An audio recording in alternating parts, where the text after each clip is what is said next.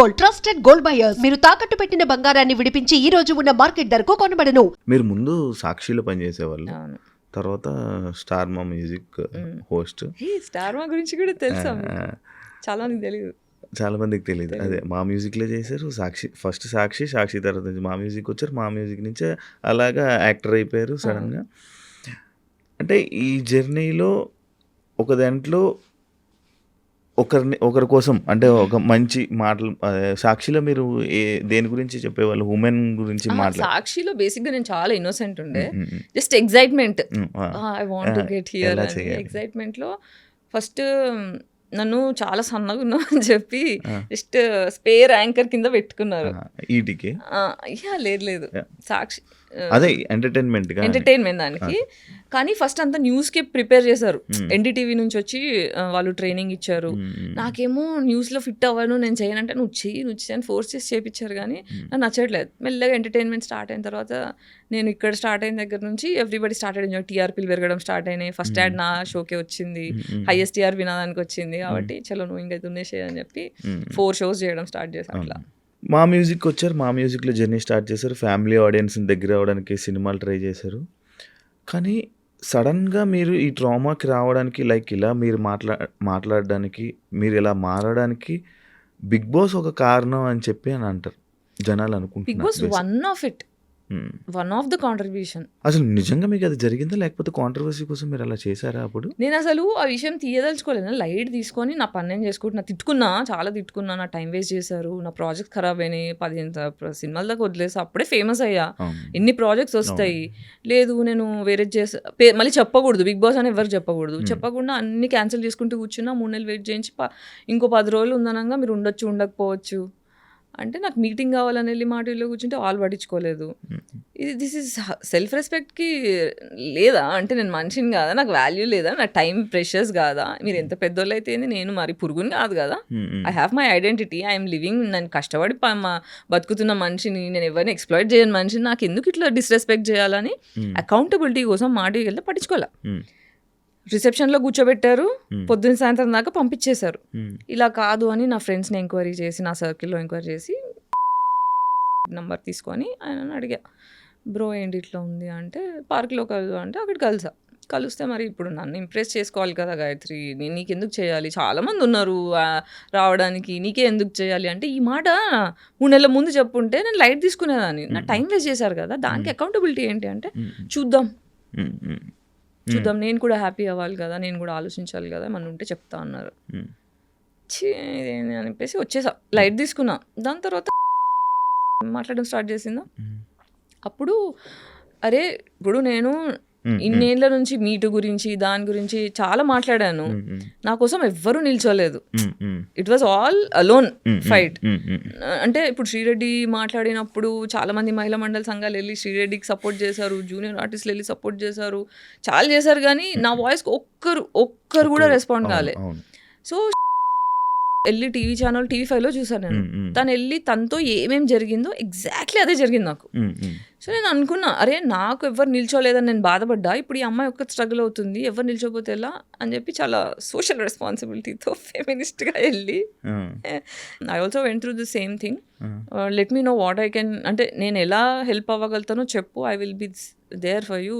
అసలు don't hesitate to contact me అని చెప్పా. తర్వాత కేసు పెడదాం అనుకుంటున్నా, ఏమంటావు అంటే okay if it is worth it let's do this అని చెప్పి లాయర్ని మాట్లాడుకొని ఇంకొక ప్రొడ్యూసర్ నా సపోర్ట్ చేస్తా అని చెప్పి మొత్తం తప్పుదారి పట్టించారు. మధ్యలో నాకు అర్థమైంది ఏంటంటే అందరూ గేమ్ ఆడుతున్నారు, అటు గేమ్ ఆడుతున్నారు, ఇటు గేమ్ ఆడుతున్నారు, మధ్యలో నేను ఒక ఎర్రి పుష్పమైనా అని నాకు అర్థమైంది. కానీ బేసిక్గా అది జరిగిన తర్వాత, ఆ సిచ్యువేషన్ అయిన తర్వాత ఒక 3 months 4 months అది అయిపోయిన తర్వాత లైక్ ఓకే ఇదొకటి జరిగింది, ఇది ఒక సిచ్యువేషన్ జరిగింది అని చెప్పి పక్కన పెట్టి మీ కెరియర్ని బిల్డ్ చేసుకుని ఉంటే మంచి ప్లేస్లో ఉండేవాళ్ళేమో అని అనుకున్నా ఆడియన్స్ కదా.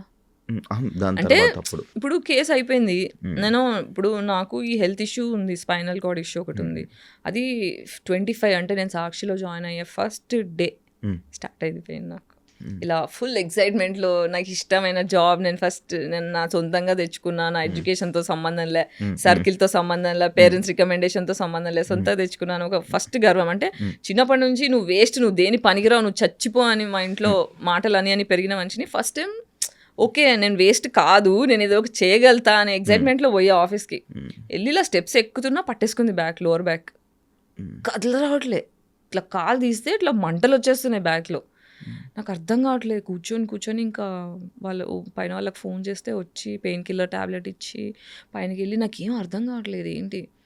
తర్వాత ఇంకా అప్పటికే నా ఇంకా షో స్టార్ట్ కాలేదు. నీ షో స్టార్ట్ అయినప్పుడు పిలుస్తానులే గాయత్రి నువ్వు వెళ్ళా అంటే ఇంటికి వెళ్ళిపోయా, బెడ్ రిడన్ అయిపోయా. ఇంకా అక్కడ నుంచి నాకు హెల్త్ పాడవడం స్టార్ట్ అయింది. సో ఆ హెల్త్ ఎందుకు పాడైంది అంటే ట్రామా వల్ల. ఇప్పుడు ఈ ఇండస్ట్రీకి వచ్చిన తర్వాత కూడా ఏంటి, ఇప్పుడు బిగ్ బాస్ అంటే బయటికి కనిపించింది, నేను మాట్లాడాను. ఎందుకంటే బిగ్ బాస్ కూడా ఎందుకంటే బాండ్ సైన్ చేసి ఉన్నాం కాబట్టి, కాల్ కాన్వర్సేషన్స్ ఉన్నాయి కాబట్టి, ప్రూఫ్లు ఉన్నాయి కాబట్టి నేను ధైర్యం చేసిన బయటికి వచ్చి మాట్లాడడానికి.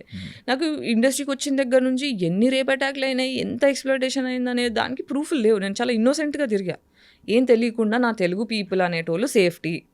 ఇప్పుడు నేను చిన్నప్పుడు ఏమనుకున్నా, నాకు ఎంట్రీకి ఇగ్లీసియాస్ అంటే ఇష్టము, ఆయనతో పాట చేయాలి, నాకు పాటలు పాడేదాన్ని నేను, తనతో సాంగ్ చేద్దాం అనే చిన్న ఇన్నోసెంట్ కోరిక. పాస్పోర్ట్లు అప్లై చేసుకున్నప్పుడు సార్ ఇంట్లో చింపేసేవాళ్ళు. తర్వాత ఒకసారి ఇంజనీరింగ్లో మా సీనియర్స్ పాన్ వీడియోస్ చూపించారు, ర్యాగింగ్ టైంలో పాన్ వీడియోలు చూపించేసరికి నాకు గుండె దడొచ్చేసింది. వామ్మో ఇదేంది నో అనుకున్న తర్వాత అక్కడ హాలీవుడ్ యాక్ట్రెసెస్ అవి మార్ఫింగ్గా ఒరిజినల్ అని నాకు తెలియదు, బట్ ఆ పేర్లతో వచ్చినవన్నీ చూసిన తర్వాత నాకు అవన్నీ గుర్తొచ్చేసి అమ్మో హాలీవుడ్కి వెళ్తే ఇలాంటివన్నీ చేయాల్సి వస్తుందా, మన తెలుగు అయితే సేఫ్ కదా, అంత ఇన్నోసెంట్ ఉండే నేను, తెలుగు అయితే సేఫ్ కదా, మనోళ్ళు తెలుగు జాతి, మన జాతి, తెలుగు భాష గొప్ప అలా అనుకొని నేను ఇంకా ఫస్ట్ ఏమన్నా పీక్తే ఇక్కడ పీక్ చూద్దాము, ధైర్యం వచ్చిన తర్వాత అర్థమైన తర్వాత హాలీవుడ్ ఏదో చూసుకుందాం అన్నట్టు నేను ఇక్కడ ఆడిషన్ చేయడం స్టార్ట్ చేశాను. వెళ్ళిన ప్రతి దగ్గర అడగడం ఒకటి, కన్సెంట్ లేకుండా రేప్ అటాక్లు చేయడం ఒకటి, చాలా అయిపోయినాయి. అలా చేస్తారా? మరి ఎందుకు రారు ఎవరు బయటికి అమ్మాయిలు? ఎందుకు రారు అంటే హెల్ప్లెస్నెస్, ధైర్యం లేదు. ఇప్పుడు ఇంట్లో మొగుడుతో దొక్కించుకుంటావా, సొసైటీలోకి వచ్చి 10 మందితో దొక్కించుకుంటావా అన్నట్టు ఉంటుంది ఈక్వేషన్. ఇప్పుడు బయటకు వచ్చి మాట్లాడారు అనుకోండి, ఏమైంది నా కెరియర్, మీరు చెప్పండి ఏమైంది నా కెరియర్, బిస్కెట్ ఉన్నాయి సినిమాలో, ఈ రోజుకి డబ్బుల కోసం కొట్టుకుంటున్నా, లిటరల్గా నా హెల్త్ బాగాలేకపోతే క్రౌడ్ ఫండ్కి అప్లై చేసుకోవాల్సి వచ్చిన పరిస్థితి. ఇలా ఎవరు కోరుకుంటాడు? ఇంత ఫైనాన్షియల్ అబ్యూస్ ఎవరు కోరుకోరు కదా. ఇంత పావర్టీలో ఉండాలని ఎవరు ఇష్టపడరు. This is a huge price I had to pay to talk truth. అందరికీ నిజాలు మాట్లాడే ధైర్యం ఉండదు. ఇప్పుడు నాకు డెత్ థ్రెట్స్ వచ్చాయి, రేప్ థ్రెట్స్ వచ్చాయి, ఫైనాన్షియల్గా బిస్కెట్ అయిపోయినా, హెల్త్ ఇంకా డిప్రెషన్లోకి వెళ్ళిపోయి హెల్త్ ఖరాబ్ అయిపోయింది, ప్రాజెక్ట్స్ రావట్లేదు, ఇంత లాసెస్ అన్న ఆలోచించుకుంటారు కదా. మరి ఎలా ఉంటున్నా అంటే చిన్న చిన్న ప్రాజెక్ట్స్. ఇప్పుడు నేను మాట్లాడడం వల్ల ఇండస్ట్రీ కట్ చేసిందేమో కానీ చాలామంది ఫ్యాన్స్ కూడా ఉన్నారు నాకు, చాలామంది ఫ్యాన్స్ ఉన్నారు. ఇండిపెండెంట్ సినిమాలు తీస్తారు, కొత్త సినిమాలు తీస్తారు, వాళ్ళతో చేస్తా, వెబ్ సిరీస్లు చేస్తా. కొన్నిసార్లు మా మమ్మీ కొన్ని డబ్బులు పంపించేది, ఫ్రెండ్స్ పంపిస్తారు. యూఎస్లో నాకు చాలా మంది ఫ్రెండ్స్ ఉన్నారు, స్కూల్ ఫ్రెండ్స్, రిలేటివ్స్. అవును, మీ అమ్మగారు సిస్టర్ గారు కూడా యూఎస్లో ఉన్నారని విన్నా.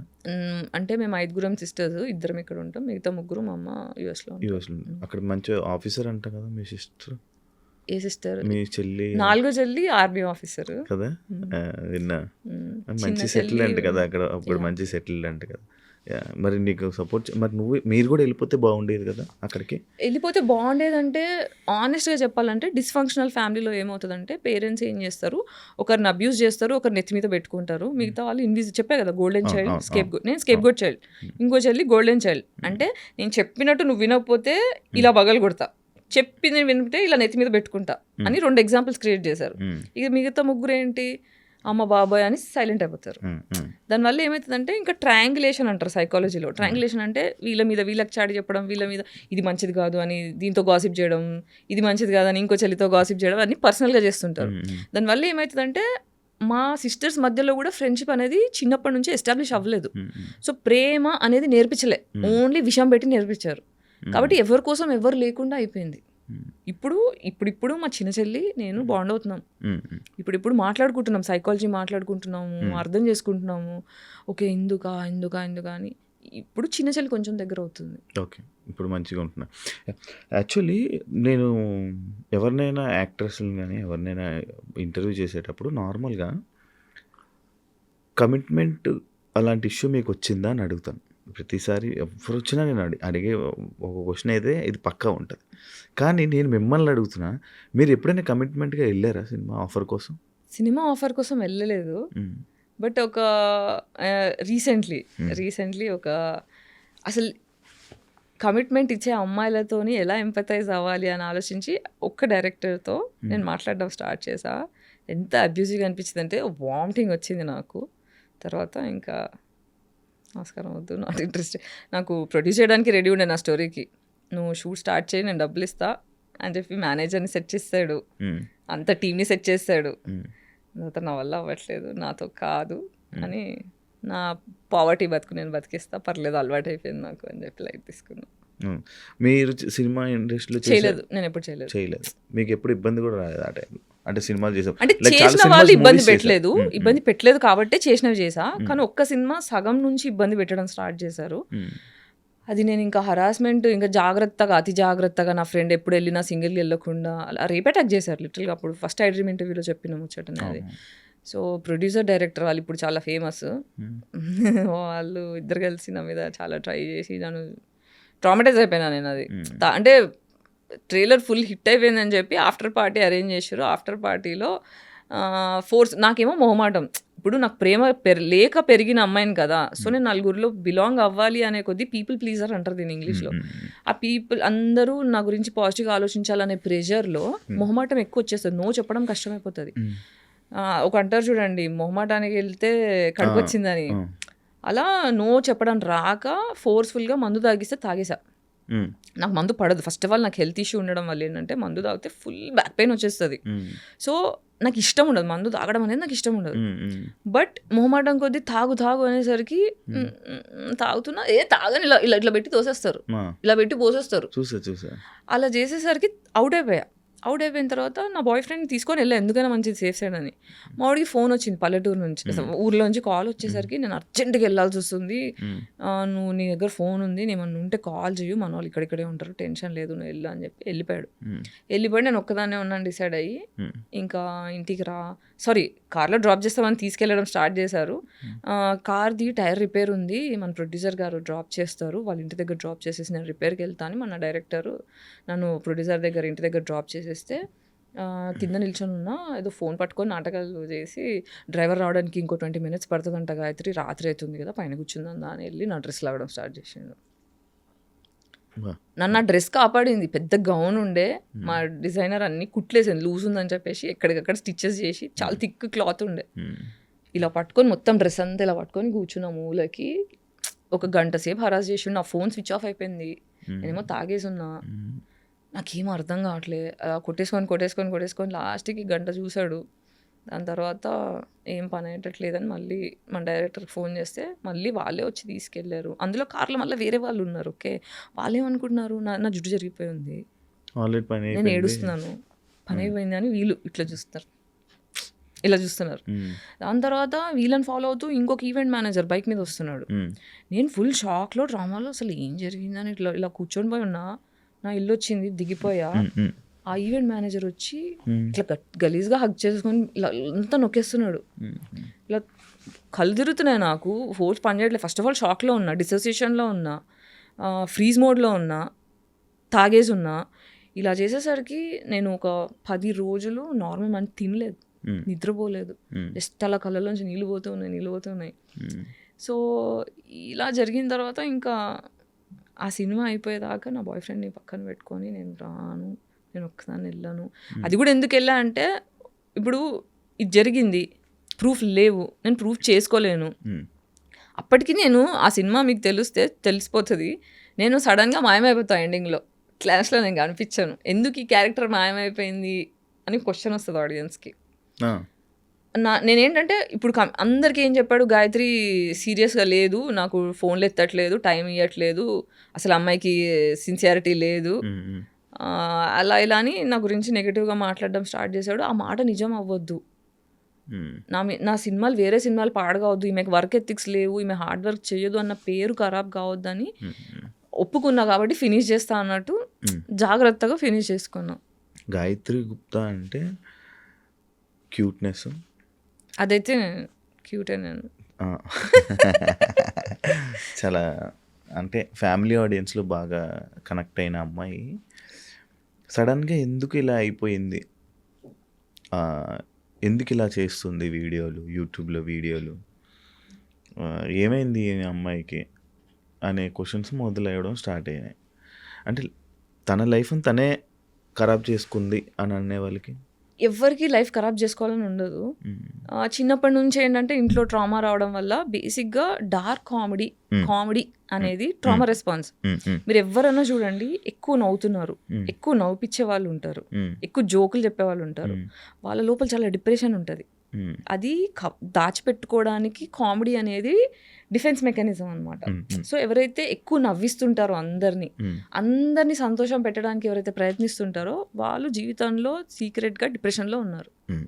ఓకే, సో నేనేంటంటే చలో ఇంట్లోంచి అయితే వచ్చేసిన 25 తర్వాత వెళ్ళగొట్టారు, ఇంట్లోంచి పంపించేశారు, బయటికి వచ్చిన తర్వాత చలో నా లైఫ్ నా కంట్రోల్లోకి వస్తుంది కదా, అమ్మాయ హ్యాపీగా ఉన్నా అనుకున్నా. కానీ సోషల్ ట్రామా గురించి నాకు తెలియదుగా. ఓన్లీ ఇంట్లో వాళ్ళే అబ్యూస్ చేస్తారని తెలుసు కానీ బయట వాళ్ళు అబ్యూస్ చేస్తారని తెలియదు. ఇది ఒక షాక్. కానీ ఇది ఎవరికి చెప్పుకోవాలి, నన్ను జస్టిస్ ఎక్కడ తెచ్చుకోవాలి, నన్ను ఎవరు సపోర్ట్ చేస్తాడు, నా డివోర్స్ తెచ్చుకోవడానికే తల కింద నేలకు రాయాల్సి వచ్చింది. లాయర్స్ అబ్యూస్ చేశారు, పోలీస్ స్టేషన్లో ఎవరు దేకరు. సో అసలు ఒక అమ్మాయి సింగిల్గా ఉంటే ఎవ్వరు దేకరు. వీలైతే గెలుకుదామని చూస్తారు, ఎందుకంటే ఎవడు అడిగేటోళ్ళు లేడు. సో ఇవన్నీ చూసిన తర్వాత జస్టిస్ అనేది జోక్. జస్టిస్ అనేది డబ్బులు లేకపోతే, మొగోడు సపోర్ట్ సిస్టమ్ లేకపోతే justice is joke for a women. అందుకే ఫెమినిస్ట్ అయినా నేను, ఉత్తగానే కాలే. సో నేను ఎప్పుడు నవ్వుకుంటూ బయటికి కనిపించాను, ఎందుకంటే నువ్వు హెల్దీగా ఉంటే, నవ్వుకుంటూ ఉంటే, క్యూట్గా ఉంటేనే ఇండస్ట్రీ పట్టించుకుంటుంది. నీ ప్రాబ్లమ్స్ ఎవరికి కావాలి, నీ ఆరోగ్యం బాగాలేకపోతే ఎవరికి కావాలి, నువ్వు బాధలో ఉంటే ఎవరికి కావాలి.